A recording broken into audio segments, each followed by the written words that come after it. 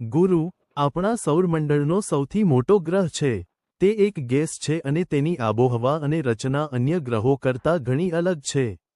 ગુરુનો વ્યાસ આશરે 1,40,000 કિલોમીટર છે, જે પૃથ્વીના વ્યાસ કરતાં લગભગ 11 ગણો છે. આ ગ્રહ 79 જાણીતા ચંદ્રોની ભ્રમણકક્ષા કરે છે, જેમાંથી ગેનીમીડ સૌથી મોટો છે.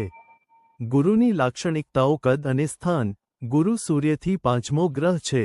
તેનું કદ એટલું મોટું છે કે તેમાં અન્ય તમામ ગ્રહોના સમૂહ કરતાં લગભગ 2.5 ગણું દળ છે.